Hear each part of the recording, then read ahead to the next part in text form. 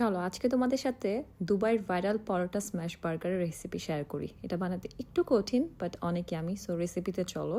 তো প্রথমে হচ্ছে পরোটার ডোটা রেডি করে নিতে হবে। এখানে আমি প্রায় 1 কেজির মতো হচ্ছে ময়দা নিয়েছি, 2 টেবিল স্পুন চিনি, 1 টেবিল স্পুনের মতো লবণ।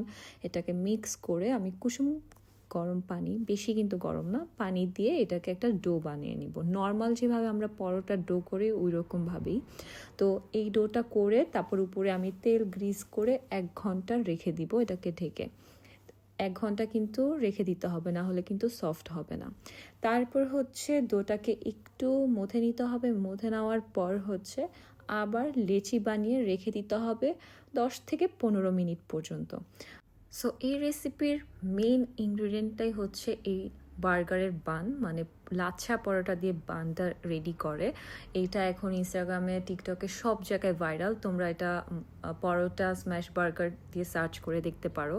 খুবই ইয়ামি, একটু ট্রিকি, কারণ হচ্ছে এই পরোটার ডোটাই একদম সফট হতে হবে, না হলে কিন্তু বেশি ভালো লাগবে না।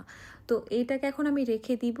এর মাঝে হচ্ছে আমি প্যাটির জন্য কিমাটা রেডি করে নিচ্ছি। কিছুই দিব না, আমি কিমা নিয়েছি, আমি একটু ব্ল্যাক পেপার পাউডার দিয়েছি, তারপর হচ্ছে গার্লিক পাউডার আর লবণ পরিমাণ মতো দিয়েছি।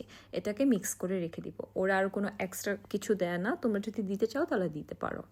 তারপর হচ্ছে আমরা বার্গার সসটা রেডি করব। তার জন্য এখানে আমি মায়োনিজ নিয়ে নিয়েছি। এখানে সব পরিমাণ মতো দিও, আমি আন্দাজ মতো দিয়ে দিয়েছি। তারপর হচ্ছে কেচাপ সস, তারপর হচ্ছে মাস্টার্ড সস। বার্গার সসে কিন্তু মাস্টার্ড সস অনেক ইম্পর্ট্যান্ট। তারপর এখানে আমি দিয়েছি পেঁয়াজ কুচি, garlic powder, red chilli powder, black pepper powder, আর তারপর হচ্ছে চিনি দিয়েছি স্বাদ অনুযায়ী। চিনিটাও একদম স্বাদ অনুযায়ী দিতে হবে। তো এই তো আমার বার্গার সস রেডি। তারপর হচ্ছে ক্যারামেলাইজড অনিয়ন্স করতে হবে। এটার জন্য আমি একটা ফ্রাই প্যানে একটু তেল দিয়ে দিয়েছি, পেঁয়াজ দিয়ে দিয়েছি একটু মোটা করে কেটে, আর সামান্য হচ্ছে চিনি দিয়ে দিয়েছি। আমি কোনো সল্ট এগুলা কিছু অ্যাড করব না। এটাকে ভাজা ভাজা করতে হবে যতক্ষণ পর্যন্ত না এরকম গোল্ডেন কালার আসে। তো এতক্ষণে আমার পরোটার গোলটিগুলো হয়ে গিয়েছে। এটাকে এখন সুন্দর করে, এটা বেলারও লাগবে না, এরকম টানতে টানতে একদম পাতলা হয়ে যাবে। যখন এরকম পাতলা হয়ে যাবে একটু তেল গ্রিস করে মাঝে হচ্ছে একটু ময়দা দিয়ে এরকম রোল করে নিতে পারো। এখন লাচ্ছা পরোটা অনেকজন অনেক রকমভাবে বানায়, তোমরা তোমাদের মতো বানায় নিও। আমি প্রথমে একটা এরকমভাবে বানিয়েছি, আরেকটা হচ্ছে কেটে বানিয়েছি।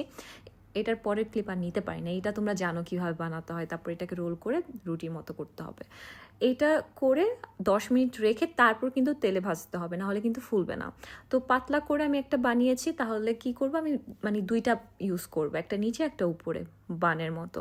ওরা কি করে ভারী করে দেন মাঝে একটা স্লাইস করে কেটে তারপর সার্ভ করে, কিন্তু আমি ওইটা চিন্তা করেছি ভিতরে কাঁচা থেকে যাবে, না হলে ফ্রাই প্যানে এত মোটা বান মানে মোটা পরোটা হবে না। সো এরকম পাতলা করে দিতে পারো। তারপর প্যাটিগুলো ভেজে নিয়েছি। তো এখানে আমি স্ম্যাশ করে প্যাটিগুলো রেডি করে নিয়েছি, এর জন্যই স্ম্যাশ বার্গার বলা হয়। উপরে হচ্ছে আমি চেদার চিজ দিয়ে দিয়েছি। এখন হচ্ছে আমি পরোটার বানটা নিব, সসটা দিব, প্যাটিসগুলো দিব, আবার সস দিব, দেন অনিয়ন দিব, তারপর উপরে আবার আরেকটা পরোটার বান দিয়ে দিব। ওরা এটা সার্ভ করে গরম গরম চার সাথে। ওরা একটা ক্যাফেতে এই বার্গারটা লঞ্চ করেছে দুবাইতে, খুবই ভাইরাল এখন, সবাই এটা পছন্দ করতেছে। হ্যাঁ, ওদের মতো সেম হয় নাই, বাট আমি আমার বেস্টটা ট্রাই করেছি সেম করার জন্য, কারণ ওদের মানে বার্গারের যে বানটা পরোটার খুবই ডিফারেন্ট ছিল। আমি অনেক চেষ্টা করার পর এরকম হয়েছে। সো অবশ্যই জানাবা কেমন লেগেছে। আর অনেকই আমি ছিল, ট্রাই করতে পারো। একটা টিপস দিয়ে দিতে পারি, এত বেশি যদি কষ্ট লাগে তাহলে তোমরা বাজারে গিয়ে পরোটা কিনে, লাচ্ছা পরোটা কিনে বাসায় প্যাটিগুলো রেডি করে বানিয়ে ফেলতে পারো। সো এই তো, বাই বাই।